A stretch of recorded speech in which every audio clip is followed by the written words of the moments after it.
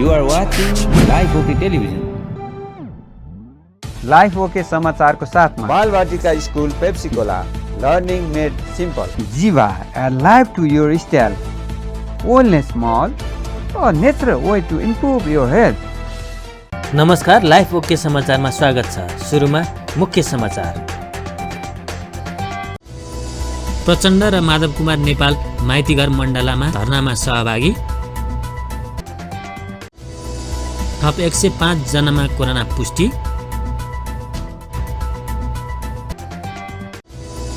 नागरिक आन्दोलनले काठमाडौँमा विरोध प्रदर्शन। संसद पुनर्स्थापना हुने दाबी।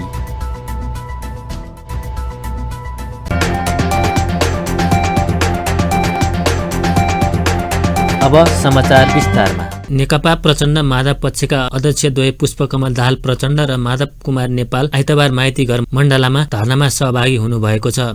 प्रतिनिधि सभा विघटनको विरोधमा प्रचण्ड र माधव कुमार नेपाल नेतृत्वको नेकपाको माइतीघर मण्डलामा माघ 14 गतेदेखि जारी धरना कार्यक्रममा आइतबार अध्यक्षद्वय प्रचण्ड नेपाल लगायतका नेता कार्यकर्ता सहभागी हुनुभएको हो। धरना कार्यक्रमलाई सम्बोधन गर्दै स्थायी कमिटी सदस्य सुरेन्द्र पौडेलले प्रधानमन्त्री केपी शर्मा ओलीको कदमले दक्षिणपन्थीहरू खुसी भएको बताउनु भएको छ। नेता पाण्डे ओलीले धर्मको आधारमा आफ्नो राजनीतिलाई अघि बढाएको बताउनुभयो। उहाँले ओलीको कदमले दक्षिणपन्थीहरू सलबलाइरहेको उल्लेख गर्दै राजावादीहरूले अहिले ओलीलाई राजनेता भन्न थालेको पनि उहाँले बताउनुभयो। पञ्चायत कालमा कम्युनिस्ट नेताहरूमाथि गोली हान्न निर्देशन दिनेहरू नै अहिले नेपालमा ओली जस्तो राजनेता कोही छैन उहाँको भनाइ छ। नेता पाण्डेले प्रधानमन्त्री ओलीले समाजवादको यात्रामा घातक हात गरेको आरोप लगाउनुभयो। आज हामी एउटा नयाँ युद्धमा छौँ, नयाँ सङ्घर्षमा छौँ। मैले यसलाई आधुनिक महाभारत पनि भन्न चाहिरहेको छु। यहाँलाई थाहा छ, महाभारतको युद्धमा हस्तिनापुरका एउटै परिवारका मानिसहरूको बीचको युद्ध भएको थियो। तीभन्दा बाहिर थिएनन्। कोही काका थिए, कोही भतिज थिए, कोही बाउ थिए, कोही आफन्त थिए। तिनीहरूकै बीचमा एउटा युद्ध भइरहेको थियो। आज हामी फेरि अर्को त्यस्तै महाभारतको युद्धमा यहाँ सामेल भएका छौँ। न्याय र अन्यायको बीचमा अन्यायका पक्षमा रहनेहरू सरकारी गाडी, सरकारी सम्पत्ति दुरुपयोग गरेर अहिले देश दौडामा छन्। हिजो मात्रै ओली चितवनमा पुगेर राम मन्दिर बनाउने घोषणा गरेर आए र म यहाँलाई भन्न चाहन्छु, ओली अब कम्युनिस्ट रहेनन्। अब मन्दिर र देउताको भाकल गर्न चाहिँ अग्रसर छन् र उनीहरू अरूलाई चाहिँ ललकारिरहेका छन्। र यहाँले थाहा छ, केही दिन अगाडि पशुपतिमा गएर 1.25 लाख बत्ती बालेर आजसम्म मैले पशुपति आउन जानेन छु, गर्न सकेन छु। अब यी सबैको चुक्ता गर्छु भनेर पूजापाठतिर लागेका छन्।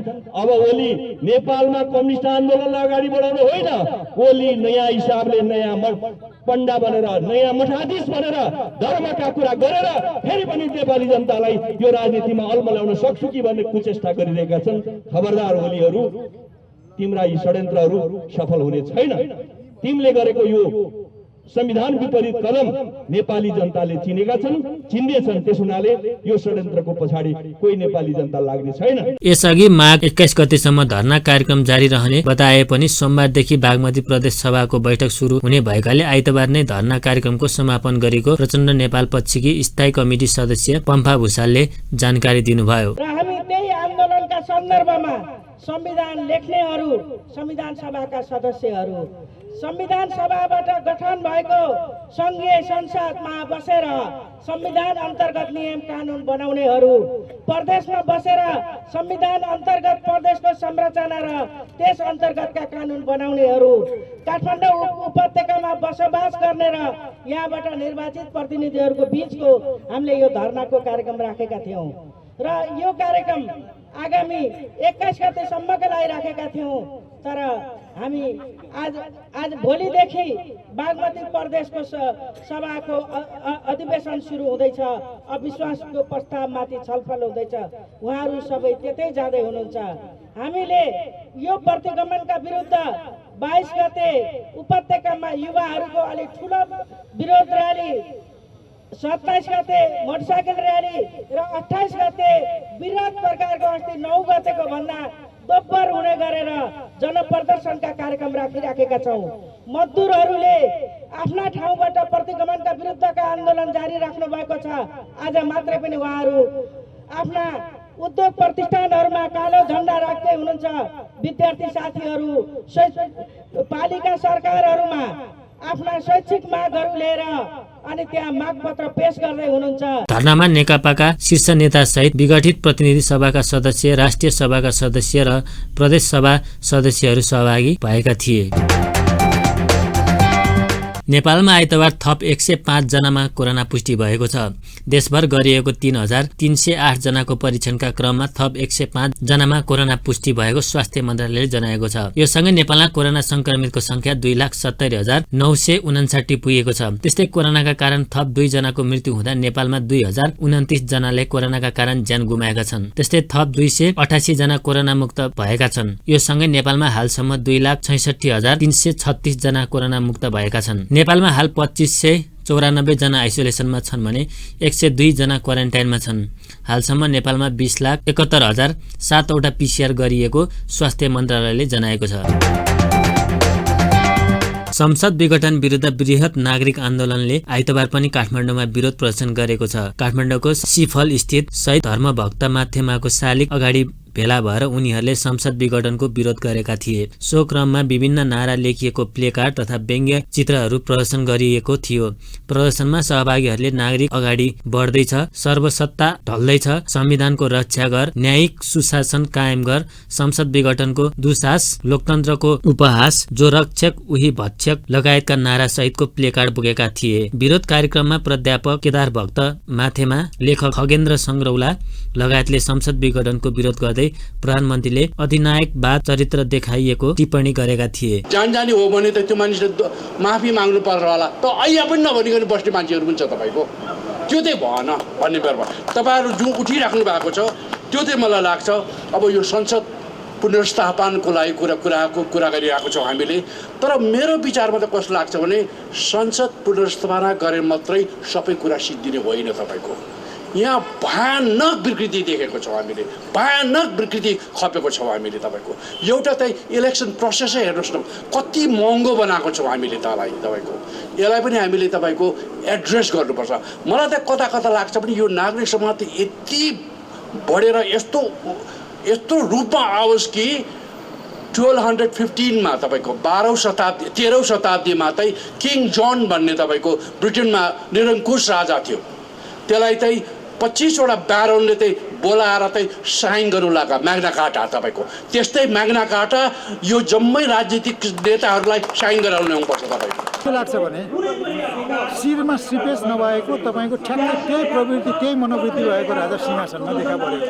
जस्तै अब यो चाहिँ इतिहासका आफ्नो उकाली ओह्रालीका चक्रहरू हुन्छन् होला, हामी कहाँ त्यो दुष्चक्र अलिकति बढी घुमिरहेको छ। तर विश्व इतिहासमा यस्तो भइरहन्छ भन्ने मलाई लाग्छ। अनि यो अहिले खड्गप्रसाद ओलीको अहिलेको तपाईँको परिवर्तनले नेपाली समाजलाई यस्तो सुरुङमा प्रवेश गराएको छ कि त्यसको पल्लो छेउमा उज्यालो देखिँदैन। हामी त्यो उज्यालोको खोजीमा लडिरहेका छौँ। प्रधानमन्त्री केपी शर्मा ओलीको सिफारिसमा राष्ट्रपति विद्यादेवी भण्डारीले गत पुस 5 गते संसद विघटन गरेपछि त्यसको विरोधमा बृहत नागरिक आन्दोलन भइरहेको छ। नेकपा प्रचण्ड नेपाल पक्षका वरिष्ठ नेता झलनाथ खनालले संविधान विघटन गर्ने अधिकार प्रधानमन्त्रीलाई नभएको भन्दै संसद पुनर्स्थापना हुने दावी गर्नुभएको छ। आइतबार प्रचण्ड नेपाल पक्षले प्रतिनिधि सभा विघटनको विरोधमा माइतीघर मण्डलामा गरेको धरना कार्यक्रमपछि सञ्चारकर्मीसँग कुरा गर्दै खनालले 100% अदालतले संसद पुनर्स्थापनाको आदेश दिने समेत बताउनुभयो। उहाँले मुलुकको परिवर्तनको रक्षाका लागि संसदको पुनर्स्थापना गर्नुपर्ने जिकिर गर्नुभयो। उहाँले प्रधानमन्त्री ओली पूर्ण रूपमा फेल भइसके र ओलीको दिनगन्ती सुरु भइसकेको तर्क गर्नुभयो। हामी नेपाली जनताले प्राप्त गरेका हक र अधिकारहरू जुन छन् 62-63 को जनक्रान्तिमा प्राप्त गरेका हक र अधिकारहरू जसलाई हामीले संविधानमा प्रतिबिम्बित गरेका छौँ त्यो संविधानको रक्षाको निम्ति हो। त्यो रक्षा गर्नको लागि हामीले संसदको पुनर्स्थापना गर्नुपर्छ। त्यो बिन्दुसम्म हाम्रो आन्दोलन हुन्छ। त्यसपछि हामी समाजवादको दिशातर्फ अगाडि बढ्छौँ। यो देशलाई समाजवादतर्फ लाने पुनर्स्थापना हुन्छ हुन्छ भन्छ उसले त प्रधानमन्त्री फेरि हाम्रो संविधानले संसद विघटन गर्ने कुनै आधारै दिएको छैन। प्रधानमन्त्रीलाई त्यस्तो अधिकारै छैन। संसद पुनर्स्थापनको कुनै विकल्पै छैन। यो संविधानले संसद पुनर्स्थापना गर्नुपर्छ भन्छ।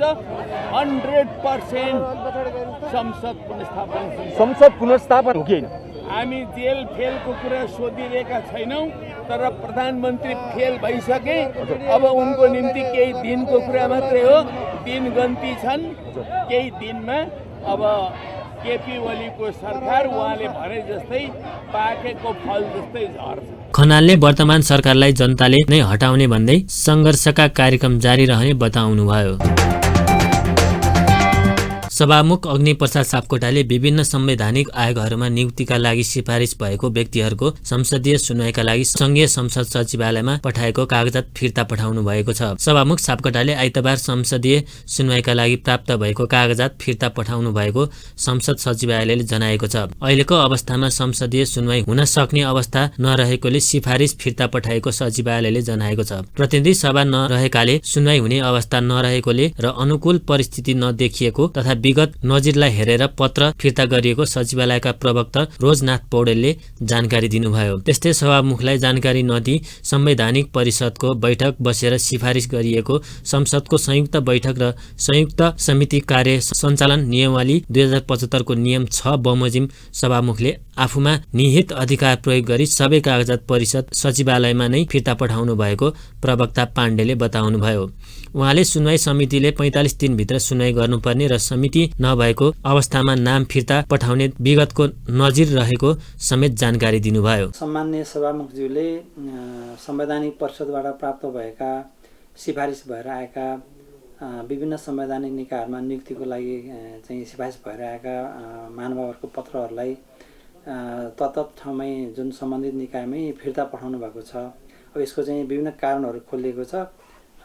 विगतमा जुन यो प्रतिनिधि सभाको चाहिँ विघटन भयो पुस 5 गते, त्यसको लगत्तै आएको पत्रहरू प्राप्त भएको अवस्थामा चाहिँ सचिवालयमा पत्रहरू दर्ता भए।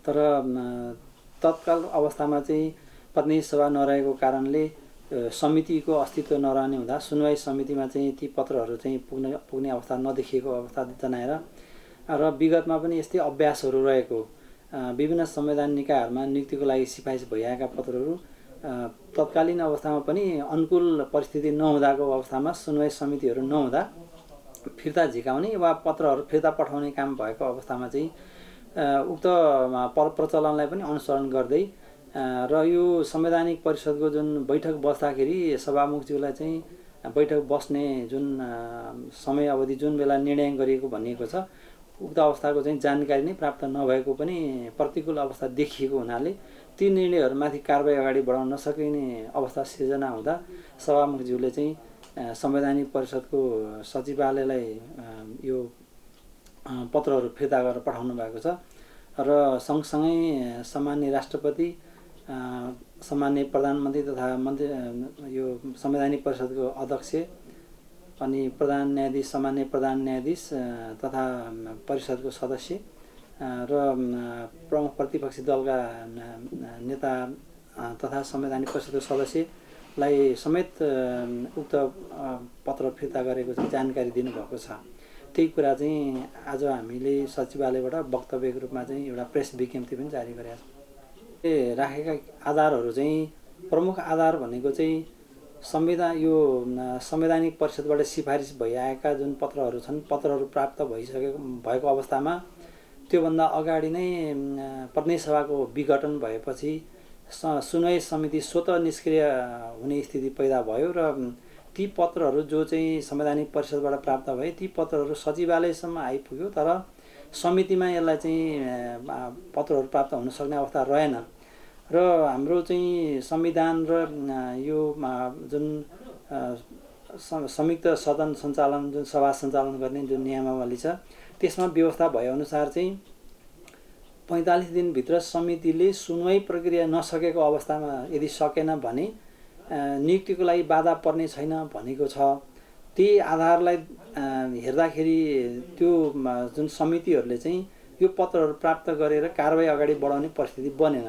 त्यसैले सचिवालयले विगतको नजिरलाई हेरेर अभ्यासलाई हेरेर पहिला पनि यस्तै किसिमको चाहिँ प्रमुख निर्वाचन आयुक्त र न्यायाधीशहरूको नियुक्ति हुँदाखेरिको अवस्थामा चाहिँ सिफारिस भइआएका जुन पत्रहरू थिए तिनीहरू फिर्ता झिकाउने सम्बन्धित निकायले अथवा सचिवालयले चाहिँ फिर्ता पठाउने गरेको चाहिँ अभ्यासलाई चाहिँ हामीले मध्यनजर राख्दै ती कुराहरू चाहिँ आज फिर्ता पठाइएको अवस्था हो। अब त्यो चाहिँ संविधान ऐन जुन अहिले अघि मैले यो संयुक्त सभा समिति सञ्चालन जुन ऐन छ नियमावली छ त्यसले व्यक्त गरेको धाराले चाहिँ सुनवाई समितिले आफ्नो काम कारबाही 45 दिनभित्र नसकेको अवस्थामा चाहिँ यसले नियुक्तिको लागि बाधा पर्ने छैन भन्ने अवस्था छ। तर त्यो समिति नै एक्जिस्ट नभएको अवस्थामा चाहिँ विगतमा यो नियुक्ति गरेको अवस्था छैन।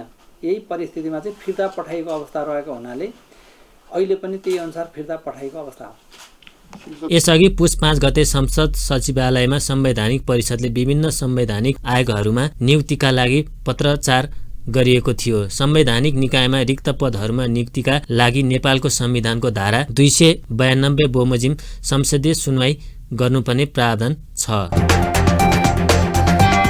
नेपाली कांग्रेसका नेता डाक्टर मिनेन्द्र रिजालले संसद विघटनको मुद्दामा सर्वोच्च अदालतले न्याय दिने बताउनु भएको छ। पञ्चायतको कालो दिनमा पनि अदालतले न्याय दिएको स्मरण गर्दै उहाँले संसद विघटनको मुद्दामा सर्वोच्च अदालतले न्याय दिने बताउनु भएको हो। आइतबार रिपोर्टर्स क्लब नेपाल लुम्बिनी प्रदेश बुटोलले गरेको साक्षात्कार कार्यक्रममा बोल्दै नेता रिजालले प्रधानमन्त्री केपी शर्मा ओलीले संविधानको उपव्याख्या गर्दै निर्वाचनको नाटक गरेको उल्लेख गर्दै सत्तामा आएपछि नियम कानुन केही नमान्नेहरू इतिहासमा कहिले लामो समय नटिक्ने जिकिर गर्नुभयो। अहिले संविधान नै ठिक ठाउँमा नराखेको भन्दै उहाँले चुनावको कुनै अर्थ नहुने बताउनुभयो। रिजालले संविधान ठिक ठाउँमा भएपछि मात्र चुनावमा कांग्रेस जाने जानकारी दिनुभयो। म सामान्य बिएल पास गरेको मान्छे, मलाई थाहा छ।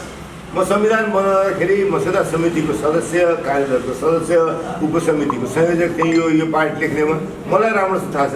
मभन्दा त जीवनभर के अरे संविधान कानुन जानेर त्यसै पेसालाई अप्नाएर बसेका मान्छे अदालतमा बस्नु भएको छ।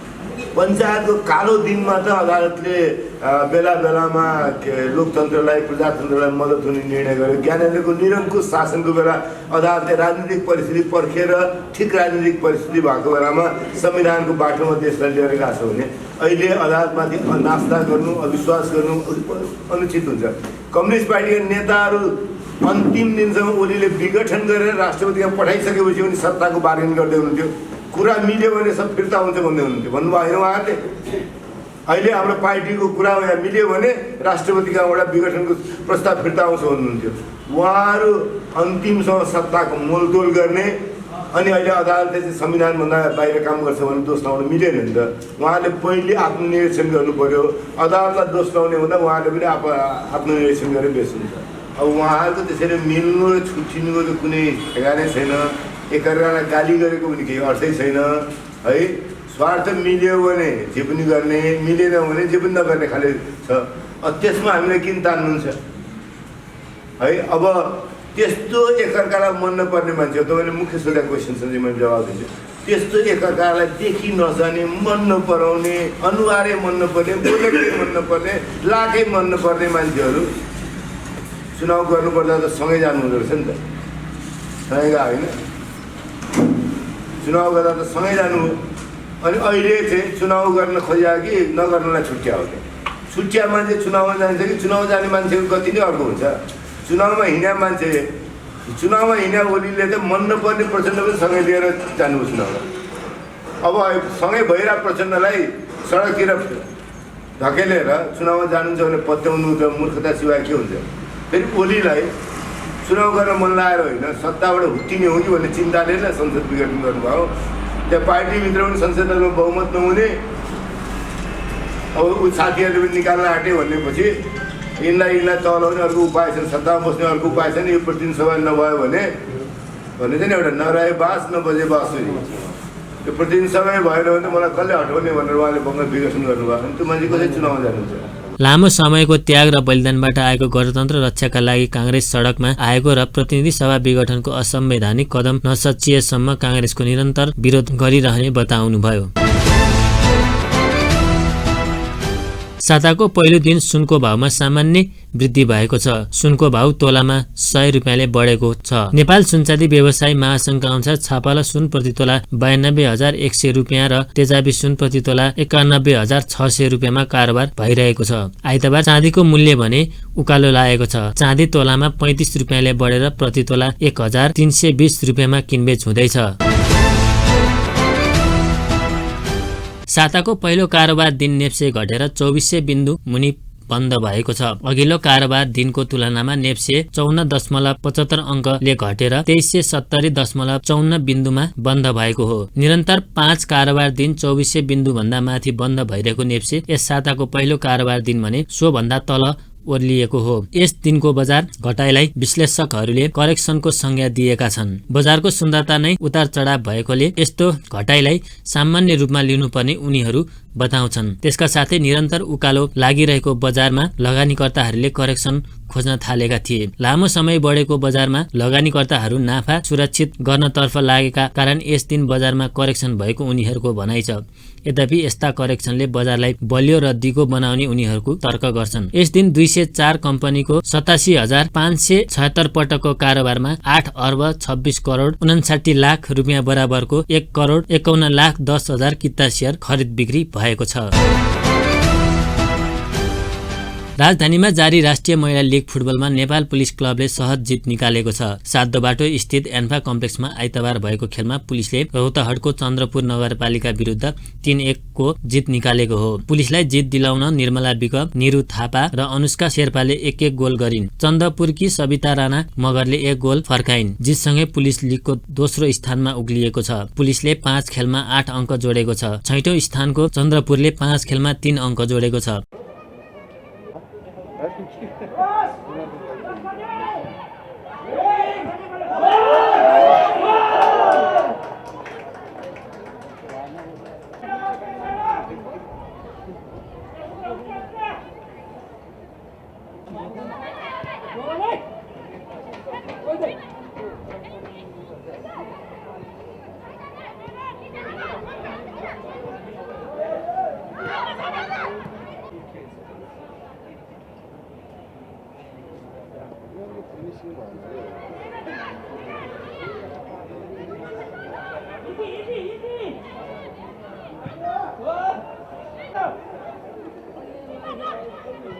प्रतियोगिता अन्तर्गत सोमबार 2 खेल हुनेछन्। पहिलो खेलमा विराटनगर र आर्मी तथा दोस्रो खेलमा एफिएफ र चौदण्डीगढी भिड्नेछन्। अन्त्यमा प्रमुख समाचार फेरि एकपटक। प्रचण्ड र माधव कुमार नेपाल माइतीघर मण्डलामा धरनामा सहभागी। थप 105 जनामा कोरोना पुष्टि। नागरिक आन्दोलनले काठमाडौँमा विरोध प्रदर्शन। संसद पुनर्स्थापना हुने दाबी। हस्त अहिलेका लागि लाइफ ओके समाचार यति नै। हेर्दै गर्नुहोला लाइफ ओके टेलिभिजन। नमस्कार।